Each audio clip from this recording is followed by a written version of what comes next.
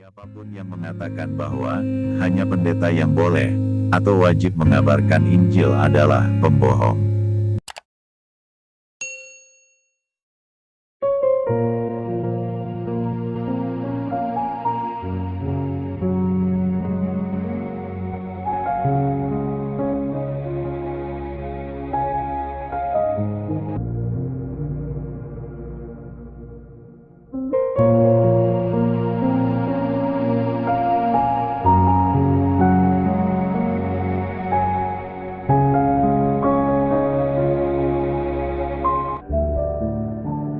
Shalom, salam sejahtera dari Allah Bapa, dan Tuhan kita Yesus Kristus, dan dalam persekutuan Roh Kudus kepada kita semua.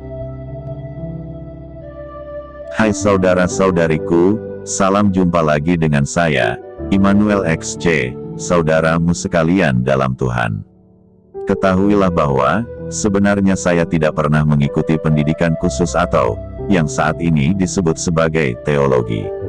Atau, teologi adalah ilmu tentang ketuhanan, yang mempelajari tentang sifat Allah, berdasarkan komunitas, aliran, golongan, atau dasar kepercayaan kepada Allah dan agama, dan semua itu pada akhirnya hanya berdasarkan kitab suci, atau yang kita sebut sebagai Alkitab, atau Bible saat ini. Jadi karena demikian, atau karena saya tidak pernah menjadi salah satu anak didik dalam bidang studi tersebut, adakah saya bukan lagi pendeta? Apa kata lain dari pendeta? Mari kita renungkan ini. Sebab sungguh saya atau siapapun saudara atau saudari yang sekarang mendengarkan, terutama, yang sama seperti saya, atau tidak memiliki bukti, atau jaminan ijazah teologi, sungguh kita bisa saja melupakan kewajiban kita di hadapan Tuhan apabila kita tidak memperhatikan dengan benar, apa sebenarnya yang dimaksudkan dengan pertobatan.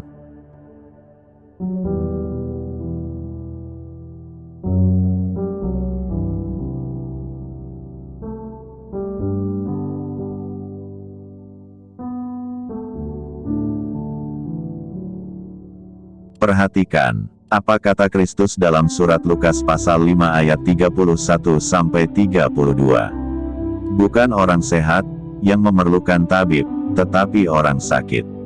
Aku datang bukan untuk orang benar, tetapi untuk orang berdosa supaya mereka bertobat.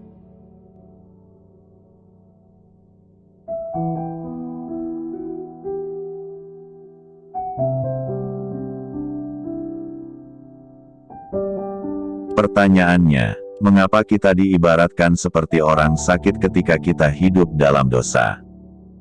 Jika kita renungkan, maka jawabannya adalah, dalam kemurahan Allah, sesungguhnya adapun manusia sebenarnya berpaling dari ketetapannya adalah sengaja, atau karena keinginan-keinginan kita sendiri dan dilakukan dengan sadar pula, tetapi dalam kebijaksanaannya yang ingin menolong kita dari akibat dosa, Allah menganggap setiap orang yang tidak bekerja baginya, sedang sakit.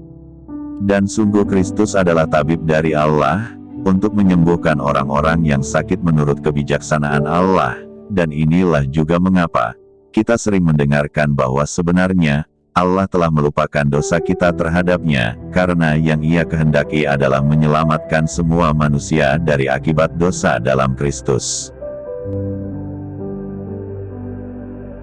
Dan seperti kejelasan yang Kristus juga telah ungkapkan bahwa Ia datang bukan mencari orang benar, tetapi orang-orang berdosa supaya bertobat atau kembali pada cara hidup yang benar, maka siapapun yang ingin bertobat, tentu ia harus menerima ajaran Kristus dan melakukannya dalam hidup. Dan kalau demikian menurut kebenaran, mengapa anggapan manusia penting untuk dipertimbangkan, sedangkan yang membenarkan setiap orang adalah Tuhan? Saudara-saudariku, inilah yang seharusnya kita semua sadari, tentang apa yang dimaksud dengan mengutamakan kehendak Tuhan dari segala sesuatu. Atau adakah di dunia ini, yang tidak pernah merasa berbuat dosa kepada Allah atau Sang Pencipta? Tentu, semua orang menyadari, bahwa telah terlalu sering kita melakukan apa yang bertentangan dengan ketetapan Allah dari mulanya bagi kita semua. Dan yang juga kita tidak sadari, akibat dari melakukan apa yang bertentangan, sebenarnya kita pun meninggalkan kewajiban kita yang seharusnya kita lakukan, atau taati yang menurut kebenaran. Nah, di dalam kesadaran kita tahu bahwa akibat perbuatan kita itu sebenarnya mendatangkan kebinasaan atas diri kita sendiri kelaknya.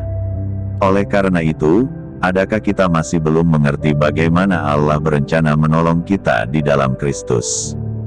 Jikalau kita mau sadar dan mengerti, siapapun yang ingin diselamatkan dari akibat dosa, maka satu-satunya cara adalah menerima ajakan Kristus.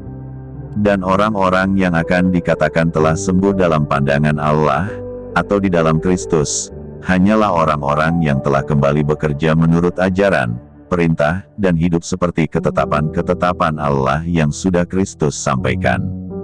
Dan apa yang lebih jelas lagi, pertobatan yang dimaksudkan Kristus adalah tentang orang-orang berdosa yang meninggalkan cara hidup lama dan kembali menjadi pelaku firman. Jelas? Kalau masih belum jelas juga, perhatikan dan renungkan ini lebih sungguh. Sebenarnya semua orang yang ingin bertobat akan menjadi sama seperti pendeta. Atau sekalipun kita tidak berpendidikan yang menurut pandangan manusia, atau tidak pernah di teologi. Sebab pendeta adalah nama lain dari orang-orang yang ingin bertobat, dan itulah alasannya mereka meninggalkan cara hidup lama, dan belajar hidup seperti ajakan, ajaran, pesan, peringatan dan teladan Kristus. Dan sungguh sumber pembelajaran mereka pun ternyata adalah Alkitab, atau Injil, yang juga ada pada kita, atau yang juga selalu kita pelajari. Kalau demikian, adakah yang masih belum mengerti bahwa yang menjadikan kita hamba Tuhan itu sebenarnya adalah Kristus? Dan mengapa saya katakan demikian? Sebab Kristuslah yang diutus untuk menyembuhkan kita yang sakit, sehingga tidak melakukan pekerjaan di hadapan Allah dalam dosa, dan Kristuslah yang diutus bagi dunia untuk memanggil orang-orang berdosa agar kembali melakukan apa yang Allah kehendaki.